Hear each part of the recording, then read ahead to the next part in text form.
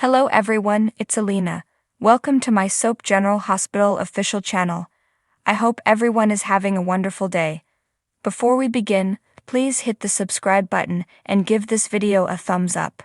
Spencer warns Joss about Esme, Curtis throws Trina a going-away party, and Christina and Molly find out that Christina is pregnant today on General Hospital. Curtis hosts a celebration at the Savoy for Trina just before she departs for Paris.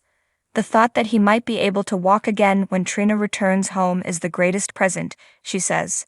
Trina mistook Spencer's arrival for that of Kevin and his grandma. According to him, they are delayed and will arrive late. While speaking with Ava, Portia tells Trina that her 4-month journey around the world will be challenging. In times of missing her, Ava proposes they support one another. At the same time, Stella and Marshall probe Spencer for details about his dorm room, his plans with Trina, and his hobbies.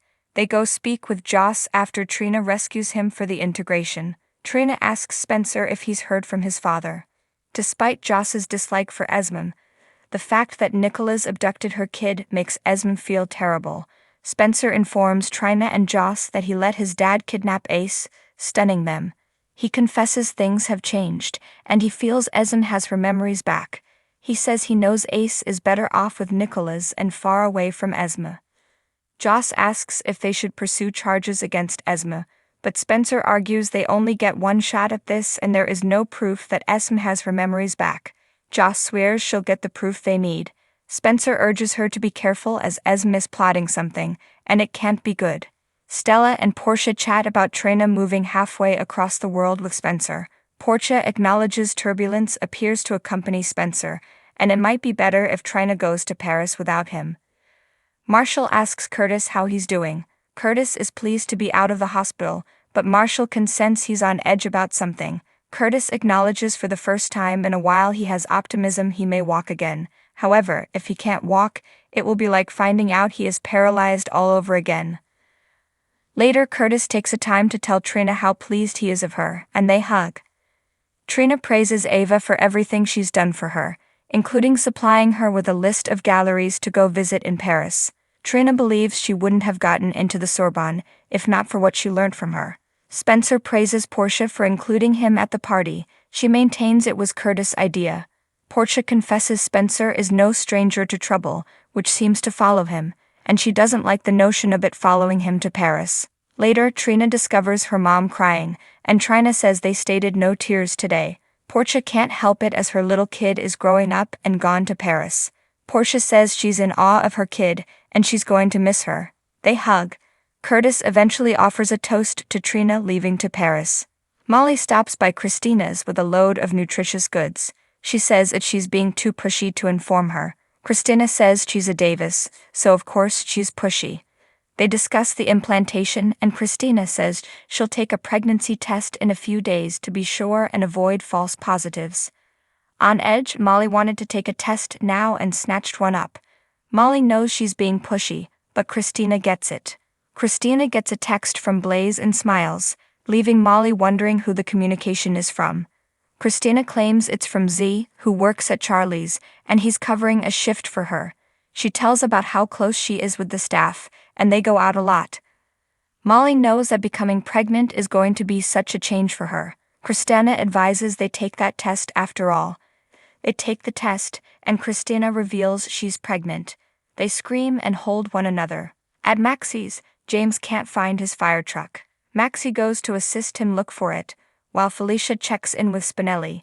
He says it's been nice living here with Georgie, and he feels being here is helping Maxie make ends meet. Felicia agrees. Cody drops by dampening Spinelli's spirits. Maxie and James came out from his room, and Cody brought over a present for James. It's a new pair of boots, as his old ones are getting to be a touch too tight. Maxie tells Cody these boots are too pricey. He says it's no big issue, and he enjoys seeing James so pleased to be riding. James wants to try them on, and unfortunately, Cody got a size too large. He says he'll call the guy he received them from to exchange them, and steps out. Spinelli follows Cody out and tells him that he knows what he's doing. He accuses Cody of sucking up to James with expensive gifts as a ruse to get to Maxie. He says James has had more than one father figure come and go from his life, and kids get attached and don't understand when they depart. Cody smiles and replies, "You think I'm charming." Spinelli feels Maxie deserves better. Cody tells Spinelli he likes Maxie, but he's not his competitor, and if he wants to date her then he's not standing in his way. Spinelli maintains his affections for Maxie faded long ago, but Cody thinks his face indicates differently anytime he's near Maxie. Back inside, Maxie puts the boots back in a box so Cody can swap them before James scuffs them up. James suggests they could sell them, and then his mom can use the money to pay the bills. He hears her talking about money problems. Maxie says is a gift, and he shouldn't worry about money and leave things to the grown-ups. James runs out and drags Cody back in to play a game. Spinelli follows. They all watch while Cody plays with James, and Felicia observes to Maxie how well he is with him. Kevin stops by the invader to see Esme working and distracting herself. She adds she had been through this before when Victor abducted Ace, but at least he had Spencer then. She worries since Ace doesn't know Nicholas. She asks why Kevin is here. Is he checking on her? Kevin says she is kin, she is his niece.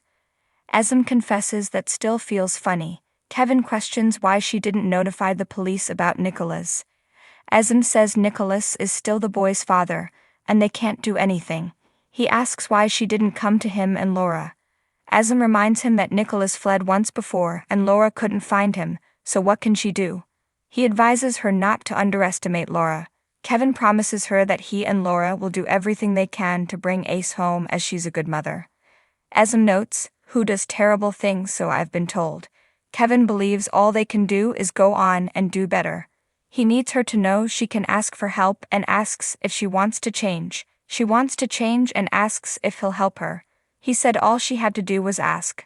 Esme begins to ramble off and pace around the room excitedly. She snatches a statue from the shelf and clobbers Kevin over the head, knocking him out. She says she's not falling for this and to save his sympathy for everyone else. Laura visits Heather in Pentonville, who claims to have knowledge regarding Ace. Heather knows Nicholas took off with him as Esme told her when she came to visit her. Shocked, Laura asks why and when.